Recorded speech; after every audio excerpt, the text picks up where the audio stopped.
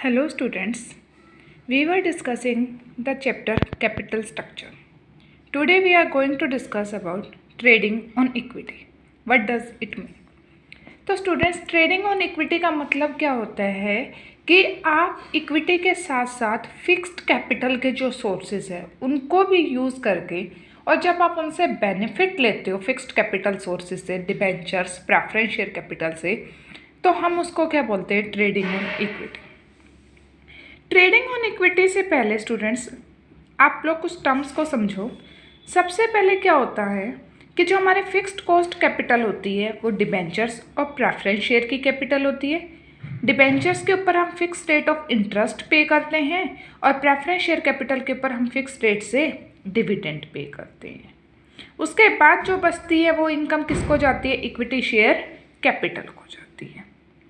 फिर एक टर्म है student EBIT, earning before interest and taxes. ये वो इनकम होती है स्टूडेंट्स जो हम जैसे P&L अकाउंट बनाते हैं ना, trading and profit and loss account, वो वाली इनकम, वो प्रॉफिट जो हमने कैलकुलेट किया है, लेकिन उसमें से अभी इंटरेस्ट जो हमें किस पे देना है? डिबेंचर्स वगैरह पे, और टैक्स दोनों अभी तक हमने माइनस नहीं किए हैं। जैसे स्टूडेंट्स हमारी इनकम 100 रुपीज़ हो, 20 रुपीज़ हमें इंटरेस्ट पे करना हो और 30 रुपीज़ का हमें टैक्स पे करना हो, तो हमारी यहाँ पे जो हम बात करेंगे वो टोटल 100 से करेंगे, लेकिन एक्चुअल में देखें तो 100 - 20 - 30 हमारे पास 50 रुपीज़ की इनकम रहेगी। लेकिन यहाँ जो हमने इनकम लेनी है वो before interest and before taxes, मतलब ऐसी इनकम जिसमें से इंटरेस्ट और टैक्सेस अभी तक माइनस नहीं हुए हैं। ओके स्टूडेंट्स, उसके बाद हमें क्या गिवन है students? Earning per share. Earning per share से हमारा मतलब होता है वो अर्निंग्स जो इक्विटी शेयर होल्डर्स को अवेलेबल होती हैं, और जब वो अर्निंग्स को मैं डिवाइड कर देती हूँ हमारे नंबर ऑफ इक्विटी शेयर से, तो मेरे पास क्या आ जाती है? अर्निंग पर शेयर की एक शेयर पे कितनी हो रही है। वो अर्निंग्स कैसे आती है स्टूडेंट्स? तो देखो, इक्विटी शेयर्स को कौन सी अर्निंग्स अवेलेबल होती हैं? तो हमारी इक्विटी शेयर्स को अर्निंग्स निकालने के लिए आप कैसे निकालते हो? EBIT, earning before interest and taxes जो थी, आप उसमें से पहले क्या माइनस करोगे? डिबेंचर्स का इंटरेस्ट, और फिर बची हुई इनकम पे क्या दोगे? टैक्स। क्योंकि हमारा टैक्स जो लगता है स्टूडेंट्स वो कौन सी इनकम पे लगता है? डिबेंचर्स का इंटरेस्ट माइनस करने के बाद वाली इनकम पे। डिबेंचर्स का जो इंटरेस्ट होता है उसके ऊपर हमें कोई टैक्स पे करने की ज़रूरत नहीं होती। ओके स्टूडेंट्स, तो आज हम बेनिफिट की बात करेंगे कि EBIT EPS एनालिसिस कैसे बताता है कि ट्रेडिंग ऑन इक्विटी क्या होता है, हमें उसका बेनिफिट कैसे मिलता है। तो देखो स्टूडेंट्स, EBIT EPS एनालिसिस का मतलब क्या होता है कि इस एनालिसिस में हम वो फाइंड आउट करेंगे कि जो हमारे पास, जब हम देखो हमें टोटल कैपिटल जितनी रिक्वायरमेंट है हम उसको वेरियस सोर्सेज से अलग अलग रेशियोज में उठाएंगे, और फिर उसके बाद हम उसका जो इफेक्ट है वो देखेंगे कि हमारे EPS पे क्या आता है। तो पहले केस में देखो स्टूडेंट्स, लेट अस सपोज कि X और Y दो कंपनीज है जिनको 10 लाख की कैपिटल चाहिए। फर्स्ट X कंपनी पूरी 10 लाख इक्विटी शेयर कैपिटल के थ्रू रेज करती है, मतलब इक्विटी इशू करके, और एक शेयर 10 रुपीज़ का इशू करती है। तो कितने इशू करती है? 1 लाख शेयर्स इशू करती है। जबकि जो Y कंपनी है वो 4 लाख रुपीज़ की तो इक्विटी शेयर कैपिटल इशू करती है और 6 लाख रुपीज़ 10% डिबेंचर से मंगवाती है। तो इसका मतलब क्या हुआ स्टूडेंट्स कि दोनों कंपनीज की टोटल कैपिटल रिक्वायरमेंट सेम है, बट उनका उस कैपिटल के जो सोर्सेज हैं वो क्या हैं? डिफरेंट है। तो अब हम एक चीज़ एज्यूम करते हैं स्टूडेंट्स कि दोनों कंपनीज ने जो EBIT मतलब बिफोर इंटरेस्ट और टैक्स जो अर्निंग्स अर्न की हैं वो दोनों के लिए 2 लाख है, सेम है। ओके स्टूडेंट्स, दोनों के जो प्रॉफिट्स आए सारे एक्सपेंस माइनस करने के बाद except the interest and tax 2 lakh rupees है। तो अब देखो स्टूडेंट्स, EBIT दोनों कंपनीज के लिए क्या है? 2 लाख।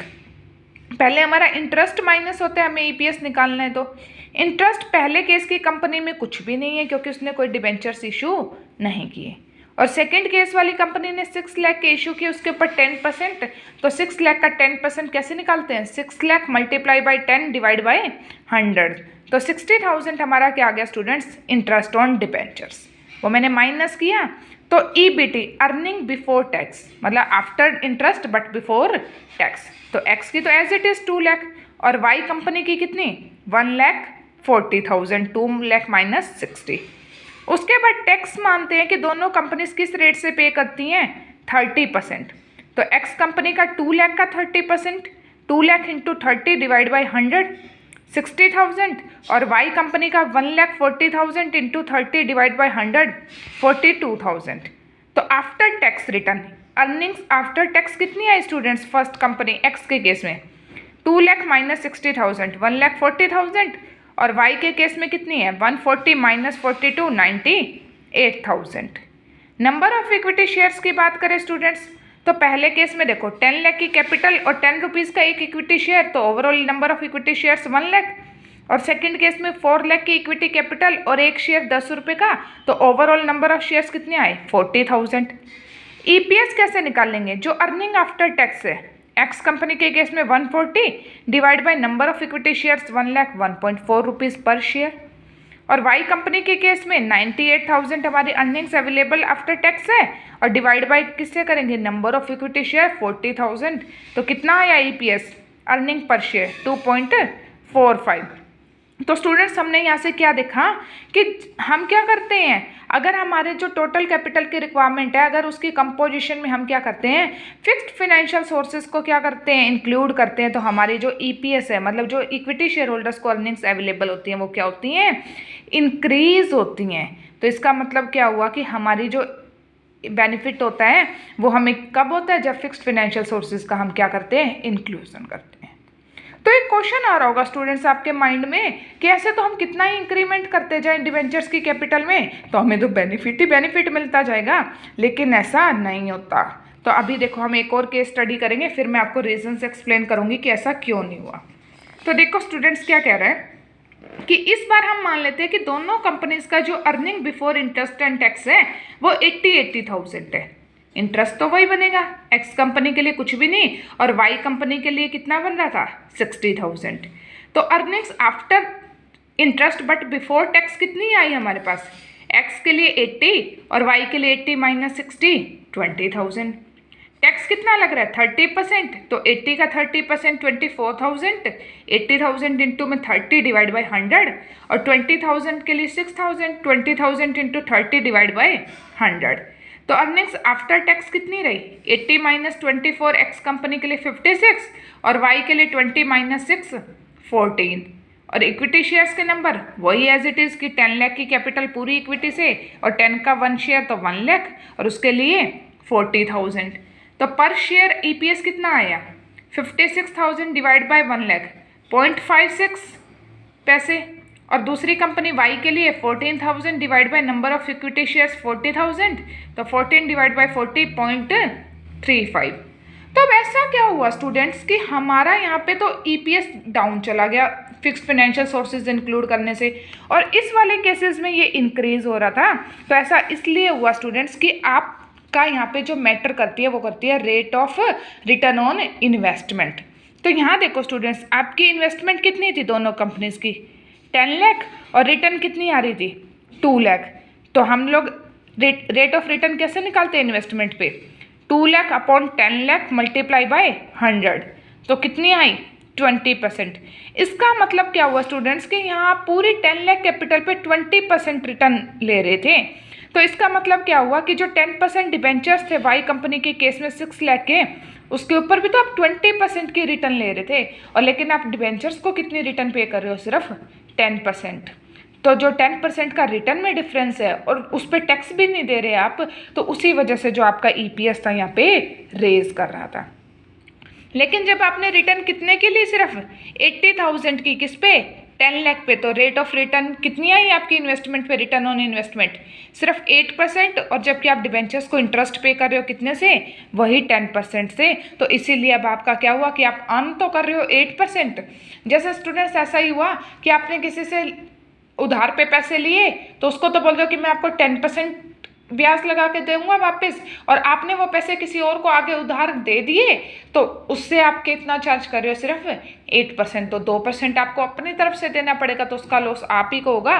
तो वही लॉस हमें किस में शो हो रहा है ईपीएस के थ्रू शो हो रहा है। ठीक है स्टूडेंट्स। और ये दोनों केसेस में ईपीएस इक्वल कब आएंगे, जब आपकी रेट ऑफ रिटर्न कितनी होगी, 10%, कितनी, 1 लाख रुपीज़ होगी। तो 1 लाख जब आपका होगा तो ये आपका क्या आएगा, सेम आएगा दोनों कंपनीज के लिए जो आपका ईपीएस होगा। ओके स्टूडेंट्स, तो आप चाहे करके भी देख लो। यहाँ पे हम लोग क्या ले लेते हैं कि एक्स कंपनी के लिए पहले कर लेते हैं हम लोग 1 लाख के केस में इंटरेस्ट कुछ भी नहीं है, तो अर्निंग्स आफ्टर इंटरेस्ट भी 1 लाख होगा। टैक्स की रेट हमारी कितनी है, 30%, तो 30,000 का मैंने टैक्स पे कर दिया स्टूडेंट्स, तो मेरे पास कितना प्रॉफिट रह गया, 70,000। और नंबर ऑफ शेयर होल्डर्स कितने, शेयर्स कितने हैं, 1 लाख, तो पर शेयर कितना आ गया मेरे पास ईपीएस 0.7। वाई कंपनी के केस में भी मेरे पास कितना प्रॉफिट हो रहा है, 1 लाख, माइनस करेंगे हम इसमें से पहले क्या, इंटरेस्ट 60,000 का,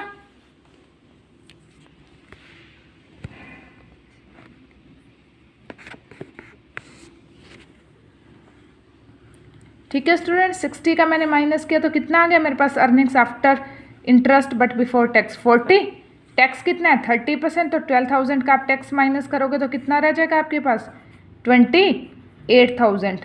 और number of equity share holders, shares कितने हैं, सॉरी 40,000, तो ये कितना आ जाएगा स्टूडेंट्स आपके पास 28 डिवाइड बाई 40.7। तो अब देखो आपका ईपीएस दोनों केसेस में सेम आया। तो ये क्यों हुआ स्टूडेंट्स, क्योंकि यहाँ पे आप जो rate of return on investment है वो भी आपकी 10 है, और जो आप डिबेंचर्स को पे कर रहे हो वो भी 10 है। तो ऐसे केसेस में आपको क्या है, कोई बेनिफिट नहीं मिलता किसका, फिक्स्ड फाइनेंशियल सोर्सेज को यूज़ करने का अपने कैपिटल स्ट्रक्चर में। तो आपको बेनिफिट्स कब मिलता है स्टूडेंट्स, जब आपकी rate of return on investment क्या होनी चाहिए, rate of interest on debenture से ग्रेटर देन होनी चाहिए। उसके बाद स्टूडेंट्स हमें क्या दिया हुआ है, significance of trading on equity. Equity के ऊपर ट्रेडिंग करने की क्या इंपॉर्टेंस है, तो इंपॉर्टेंस यही है कि जैसे जैसे आप क्या करते हो, डेट कैपिटल का यूज़ और प्रेफरेंस शेयर कैपिटल का, मतलब फिक्स्ड फाइनेंशियल सोर्सेज का यूज़ आप अपनी कैपिटल, टोटल कैपिटल स्ट्रक्चर में बढ़ाते हो, तो वो कंपनी क्या कर सकती है, हायर ईपीएस प्रोवाइड कर सकती है अपने इक्विटी शेयर्स पे। लेकिन कंडीशन क्या है स्टूडेंट्स, कि rate of return on investment should be greater than the rate of interest on debentures. Limitations की बात करें तो स्टूडेंट्स लिमिटेशन क्या है कि ट्रेडिंग ऑन इक्विटी एडवांटेजियस है सिर्फ कौन कौन सी सिचुएशन में, जब कंपनी की रेगुलर अर्निंग्स हो रही हो, क्योंकि अगर रेगुलर अर्निंग्स नहीं है कंपनी के पास तो फिक्स्ड फाइनेंशियल सोर्सेज का बर्डन कैसे लेगी, इंटरेस्ट वगैरह की पेमेंट कहाँ से करेगी अगर अर्निंग्स ही नहीं है उसके पास। और उसके बाद अगर अर्निंग्स स्टेबल नहीं है आपकी, तो इसका मतलब क्या हुआ कि अर्निंग्स किसी ईयर तो अच्छी हो जाएंगी, किसी ईयर कम, तो किसी ईयर तो rate of return on investment अच्छी रहेगी तो ईपीएस पे बेनिफिट होगा, और जिस year rate of return on investment कम हो गई आपकी रेट ऑफ डिबेंचर से इंटरेस्ट की, तो क्या हो जाएगा, आपको लॉस हो जाएगा। उसके बाद क्या कहते हैं स्टूडेंट्स, सिर्फ कब बेनिफिशियल है, जब कंपनी की रेट ऑफ अर्निंग्स जो है उसकी इन्वेस्टमेंट पे वो हाइयर हो, किससे, rate of interest on debentures पे और rate of dividend on preference share से। और क्या हो स्टूडेंट, जब कंपनी के पास सफिशिएंट फिक्स्ड एसेट्स भी हो, क्योंकि जब आप डिबेंचर्स वगैरह लेते हो तो आपको क्या करना पड़ता है, एसेट्स अपनी मॉर्गेज भी करनी पड़ती है, मतलब अपनी एसेट्स को वहाँ पे आपको क्या करना पड़ता है, गिरवी भी रखना पड़ता है। तो आपके पास एटलीस्ट फिक्स्ड एसेट्स होंगी तभी आप क्या कर सकते हो, उनको वहाँ पे रख सकते हो सिक्योरिटी के फॉर्म में। Okay students, this was all about trading on equity. In next class we will discuss the factors topic, we will discuss the topic factors affecting the choice of capital structure. Okay students.